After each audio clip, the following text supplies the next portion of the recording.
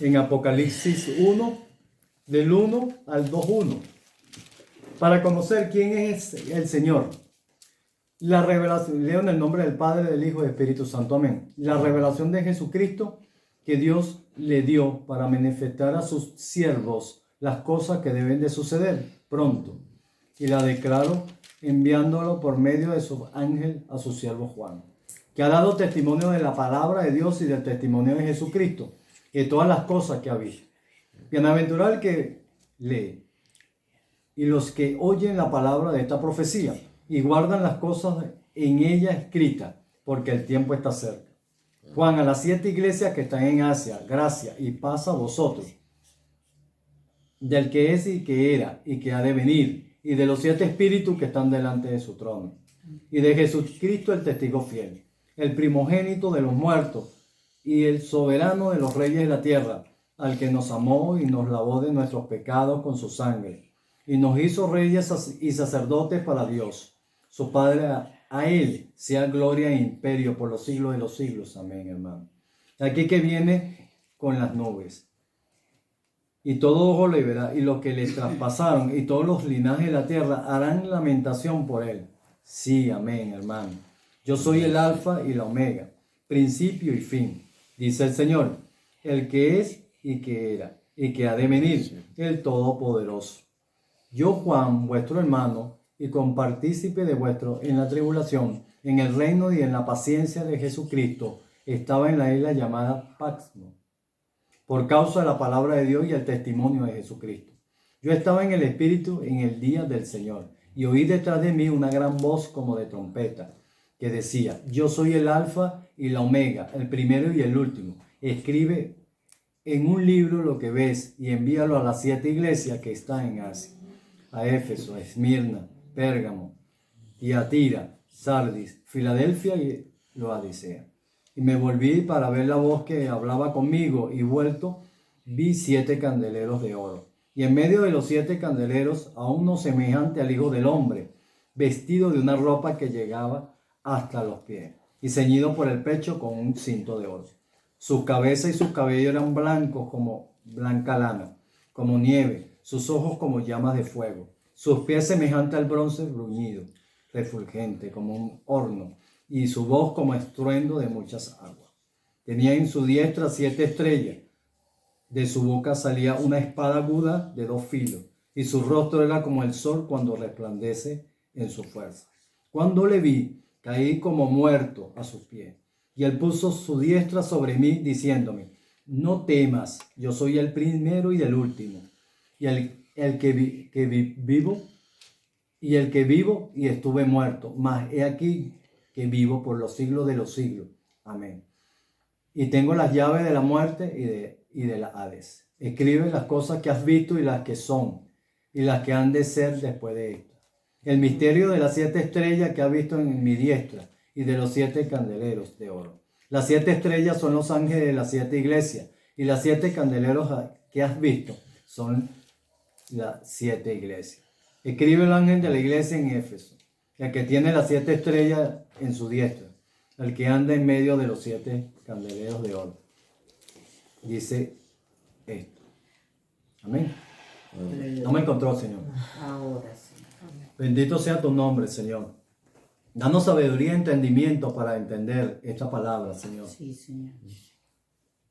Este estudio, Señor, nosotros queremos conocerte. Queremos saber de ti, Señor. ¿Quién eres, Padre? ¿Y qué representa para nuestras vidas? ¿Cuál es la posición, Señor, que tenemos delante de ti, de la cruz, Padre de la gloria? Padre, ayúdanos, Señor. Ilumina a mis hermanos, Padre de la gloria, para que conozcan tu testimonio, que es el único que es válido, Señor. El que nos da vida, el que nos mantiene en la vida eterna, Señor. Bendito sea tu nombre, Señor, y tu gloria. Bueno, hermano, en esta palabra vamos a empezar a discernir y a entender qué es el testimonio de vida, porque a veces no nos los enseñan. Esta primera lección es hablar y conocer, entender y hacernos apropiarnos de lo que representa el testimonio de Jesús para nuestras vidas. Porque nosotros vivimos una vida prestada una vez que nos arrepentimos y la sangre nos limpia y viene el testimonio, viene el Espíritu Santo a vivir en nosotros. Amén, hermano. Amén. En el segundo y tercer capítulo del libro de Apocalipsis, el Señor estaba examinando a las 7 iglesias, los ojos que son como llamas de fuego. Estaban mirando a la iglesia, viendo el verdadero estado espiritual de ella. Estaban buscando la presencia o la falta de ella, de lo que desde el punto de vista del Señor sería la razón para que Él conservase la iglesia. Él estaba desde el punto de vista del Señor sería la razón para que Él conservase la iglesia. Él estaba mirando en la vida espiritual de esa iglesia, buscando aquella cosa que justificaba que Él la mantuviese como iglesia. Mira la palabra, que es la iglesia y que mantuviese como su iglesia. La pregunta clave era, ¿podían ellos continuar como testigos por Él? ¿Podrían ellos permanecer como una iglesia o sus ojos? Debemos saber que nosotros llamamos iglesia a muchas cosas que Él nos llama iglesia. El asunto clave era si Dios iba a remover su candelero o no. Si esa iglesia iba a quedarse en relación con Él o no. La clave para todas las iglesias era si ellas iban a continuar en una relación con Dios de acuerdo con su propósito o si iban a salirse de su relación. Así que en este asunto concerniente a todo instrumento o iglesia levantado por Dios en relación a su propósito, es lo único que determina si Él debe mantenerla. La única forma de que Jesús mantenga su iglesia es que tenga el propósito de Dios para su creación. Al leer estos versículos es evidente que hay ciertas cosas en estas iglesias que le impiden mantenerla como su instrumento. En primer lugar, el hecho de que Dios originalmente levantó una iglesia y que vino a la existencia por el Espíritu Santo. En sí mismo no justifica que Él debe mantenerla.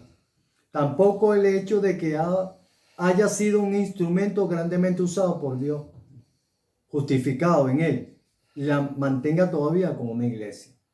Significa que usted puede ser utilizado grandemente, pero si usted se apartó del propósito original de Dios, ya no es iglesia. Ya no entra en su propósito. Ya no está el testimonio de Jesús. Ya no es iglesia. Esto lo vamos a ir explicando poco a poco para que usted entienda la importancia de lo que es el testimonio de Jesús en el altar, en la iglesia, en usted y en mí. Amén, hermano. Amén. El hecho de que este instrumento tenga un gran registro de devoción a Dios, que Dios haya levantado, que haya sido usado por Dios en una forma grande, que haya sido realmente una expresión de la gracia y el poder de Dios, no la justifica para que la mantenga como una iglesia.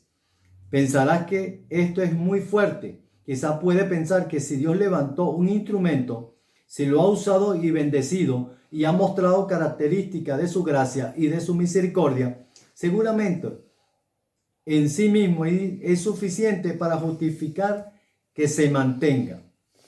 Entiende bien que estoy hablando del instrumento en sí mismo, no en la salvación.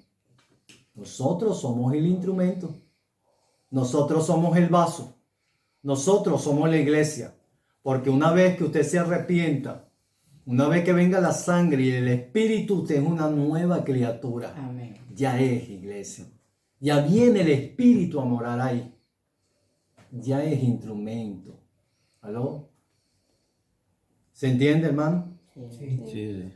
No estamos hablando de la salvación. Estoy hablando de la diferencia entre lo que Dios llama iglesia y lo que el hombre llama iglesia. Yo tengo que discernir de lo que Dios llama iglesia y de lo que nosotros estamos llamando iglesia. Sí, Señor. Para eso es el espíritu de el discernimiento de espíritu. Para yo discernir lo que viene de Dios y lo que no viene de Dios. ¿Aló? ¿Me están entendiendo, hermano? Sí. Sí. Están aquellos que fueron empezados por Dios y que eran verdaderas iglesias, que a la vista de Dios ya no son más una iglesia.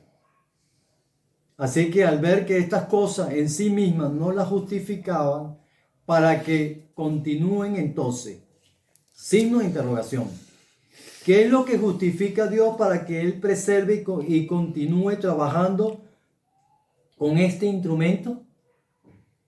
Para responder esta pregunta tenemos que ver qué es lo que motivó a Dios a tener una iglesia.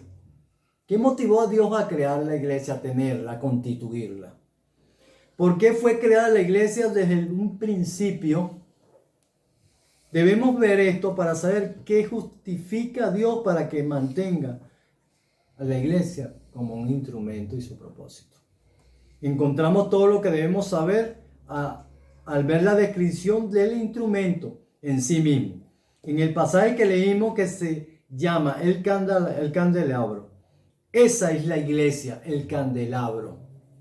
Nuestro conocimiento de la palabra de Dios nos dará más luz acerca de lo que es el candelabro. Significa, en efecto, encontramos mucha ayuda en el Antiguo Testamento, porque sea el candelabro en el tabernáculo que se empezó a utilizar y a hablar sobre el candelabro. O el candelabro todo de oro que se encuentra en Zacarías lección 4. Sabemos que ambas están representando la expresión viva del Espíritu Santo. El candelabro es el Espíritu Santo. Donde quiera que encuentres el candelabro no representa una cosa pasada, sino una expresión viva del Espíritu Santo. Con sus energías y sus brazos, su luz obrando. Así que miremos el candelabro, que es todo de oro y recordamos el patrón de él. Las 7 copas, los 7 tubos y el aceite que salía de olivos vivos. El aceite era para proveer la luz, y todo esto es una completa ilustración de lo que vamos a decir. Lo principal que debemos entender es que es algo vivo. El testimonio está vivo. El testimonio es vida. El testimonio es luz. ¿Aló? Ese es el testimonio. El profeta nos dice que había cisternas, tanques o reservorios. No nos dice eso, sino que había árboles ahí que estaban vivos. Y el aceite siempre estaba manando de ahí. Siempre fresco. Porque el espíritu, el testimonio siempre está fresco. Lo que sale del trono del Padre y del Hijo siempre es fresco. Siempre se está removiendo, moviendo y dando vida. Nunca está estancado, nunca está podrido. Está fresco, es vida. ¿Estamos entendiendo? Siempre estaba siendo derramado en el candelabro, manteniendo una luz constante que no muere. El candelabro es luz, es vida. No puede estar la muerte en la vida. Si nosotros somos hijos de Dios y está fluyendo la vida en nosotros, no podemos estar muertos. Algunos están durmiendo, como dice la palabra, y otros están muertos. Si estamos durmiendo, estamos muertos, no está el testimonio de Jesús en nosotros.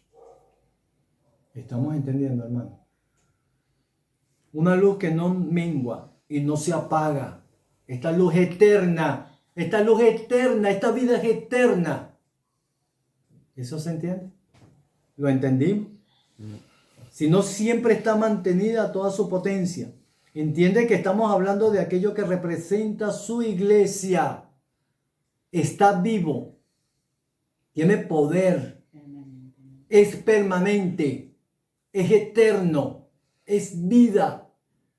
es constante, fluye y está vivo.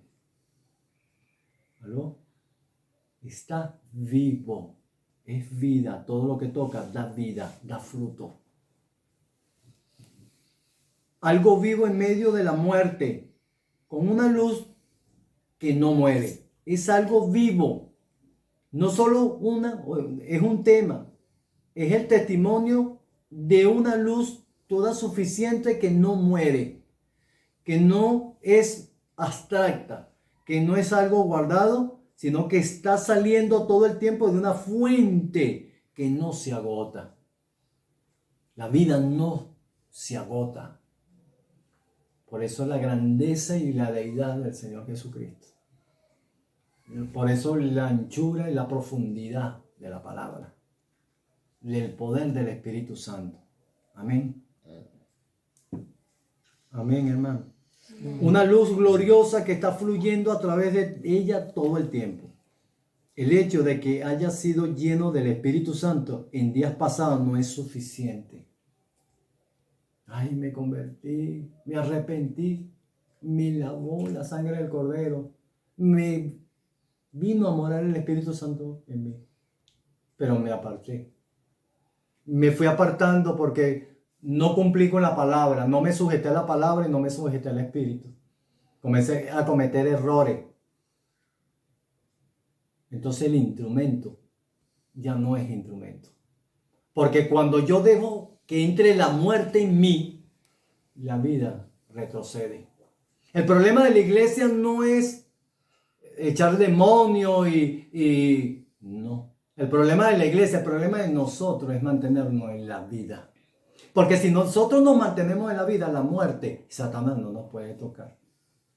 ¿Aló? ¿Aló? Eso lo entendimos. Hermanos, lo entendimos.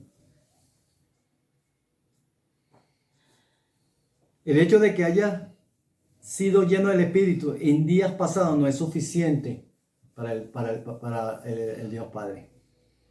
Tiene que ser lleno hoy, todos los días. Es un fluir continuo de la vida. Y eso es lo que vamos a llevar a los pueblos, a la gente, a los necesitados, a los desvalidos. ¿Qué es lo que vamos a llevar? Vida, hermano. Vida, esperanza. No es algo abstracto, es una realidad. Y mientras esa luz esté encendida, es una constante declaración de victoria sobre la muerte. Mientras que la luz está en nosotros, el Espíritu Santo está en nosotros, la vida está en nosotros, la luz está en nosotros, es un triunfo sobre la muerte y Satanás.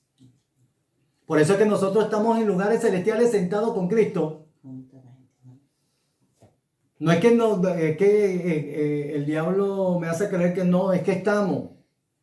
Si nosotros somos hombres santos, espirituales, estamos en lugares celestiales con el Señor. Hay vida en nosotros, la muerte no puede estar aquí, hermano. Y esa luz está viva en medio de la muerte que les rodea. El problema de nosotros es mantenernos en la vida, porque Satanás está tratando de reventar, destruir esa vida en nosotros, de que esa luz se vaya, nos abandone. ¿Estamos entendiendo, Eva? Eso es lo que somos, un testimonio de victoria sobre la muerte. Ese es lo que es el testimonio, vida sobre la muerte. Vida sobre la muerte, hermano.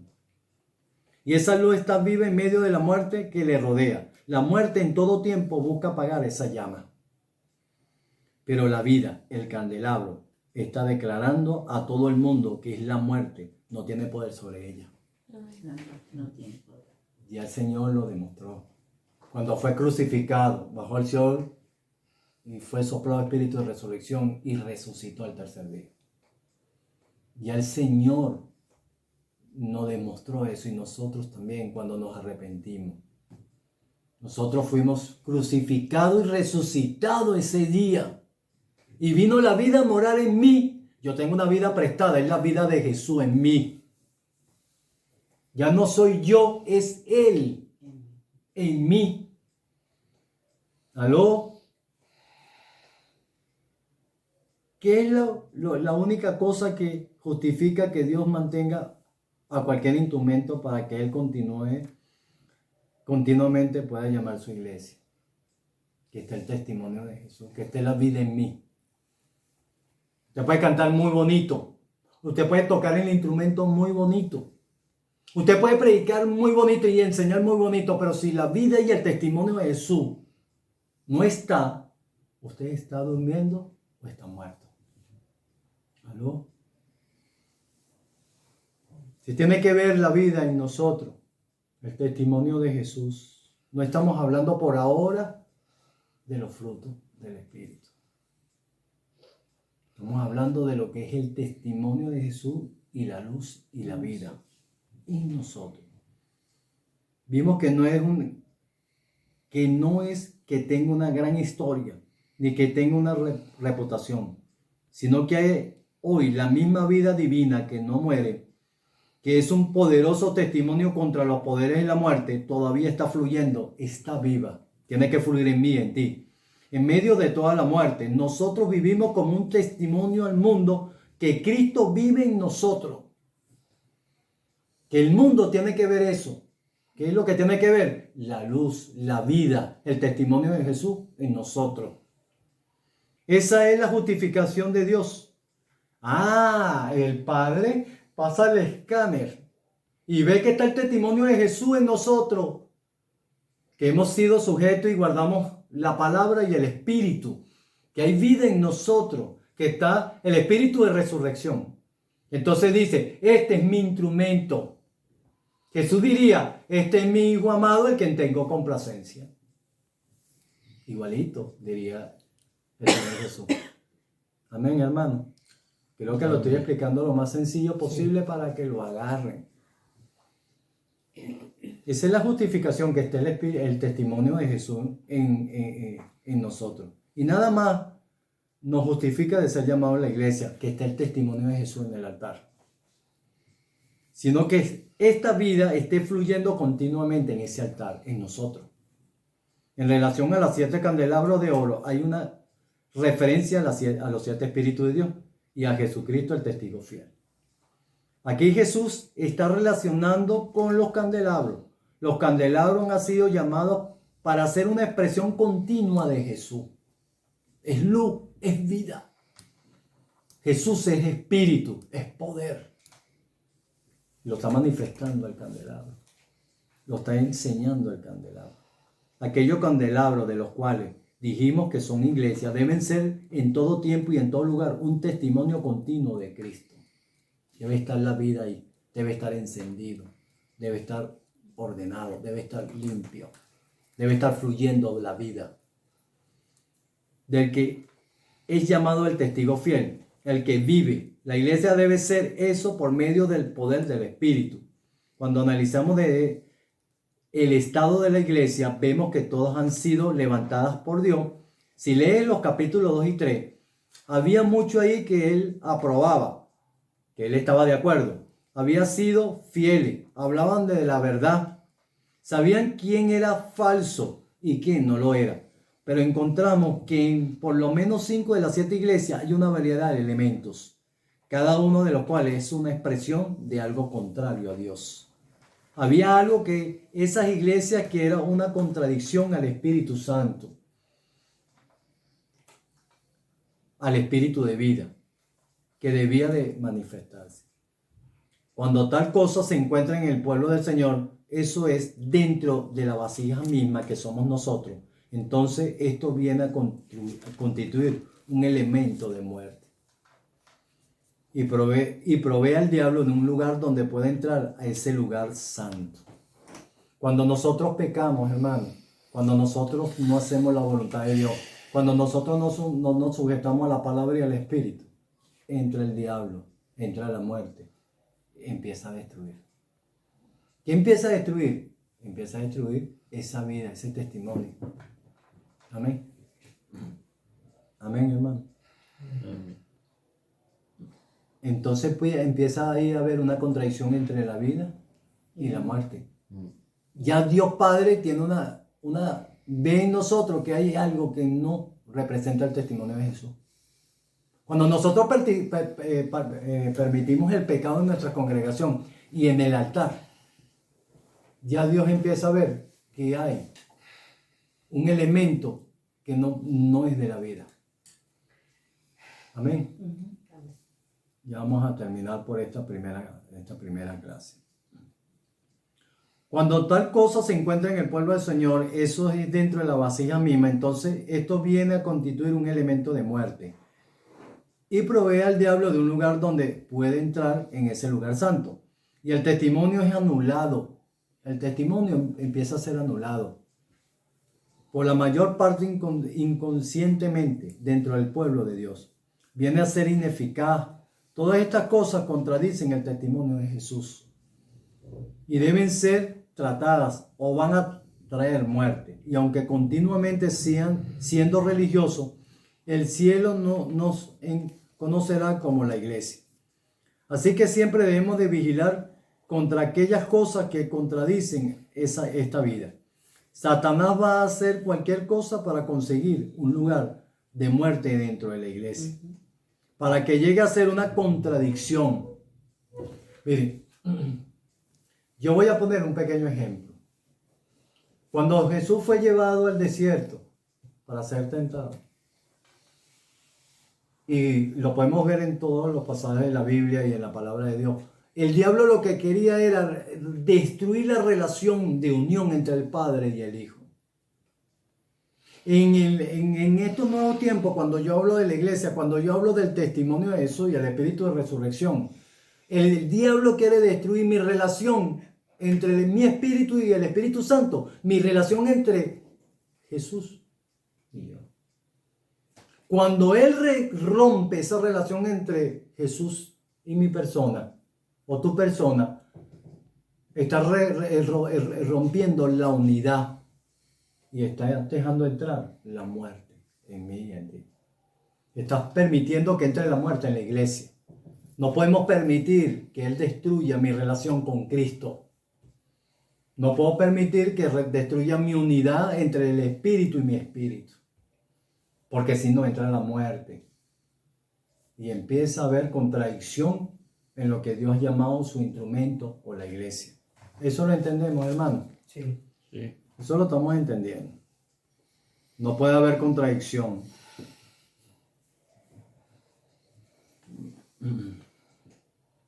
Pero encontramos que en por lo menos 5 de las 7 iglesias hay contradicciones. El testimonio es anulado si entra la muerte. Eso ya lo explicamos de ahorita. ¿Ok? Así que siempre debemos de vigilar contra aquellas cosas que contradicen a esta vida. Satanás va a hacer cualquier cosa para conseguir un lugar de muerte dentro de la iglesia, para que llegue a ser una contradicción, una mala representación de Dios, porque su Hijo no es visto en ella, ni a través de ella. Cuando yo permito el pecado en mí, no puede estar el testimonio de Jesús en mí. No puede estar el testimonio de Jesús en la iglesia, en el altar. Y menos cuando yo soy pastor y permito el pecado en mi congregación. Quizás tiene un nombre, tiene buenas obras, aún puede tener muchas cosas que ni siquiera el Señor juzgaría, pero a la cosa vital que va a justificar que sea llamada a la iglesia y que la mantiene en relación con Dios ha sido anulada, que es el testimonio. Aquello que era contrario a la vida la ha convertido en algo que Dios nunca quiso. No es una cuestión de que si antes era bueno, ni si todavía sigue con éxito hoy en día, sino que es una cosa básica, es una cosa central. La razón por que Él levantó esta iglesia o la iglesia, la razón por la cual la nació. Y eso fue que Jesús vivía en ella.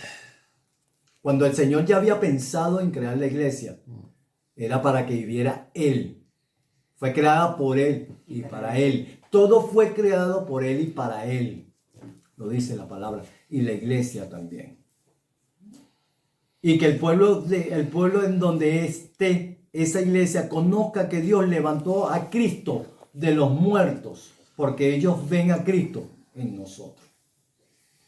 Todo lo que hemos nacido de Dios hemos sido asidos por Dios en este propósito. Para que el Señor Jesucristo pueda vivir en y a través de nosotros. Para eso es la iglesia, para que Cristo viva en nosotros. Dios nunca nos asió solamente para ser salvos. Nuestra salvación es algo básico, introductorio o algo mucho mayor. A Dios le ha complacido revelar a su Hijo en nosotros. Y si Él no puede ser revelado a su Hijo a través tuyo, entonces tú no eres de valor.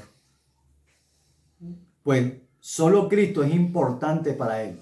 Así que Él no ha sido con un propósito que su Hijo pueda vivir en nosotros. El Señor reúne a los suyos para formarlo en una vasija corporal, para su propósito divino. Amén.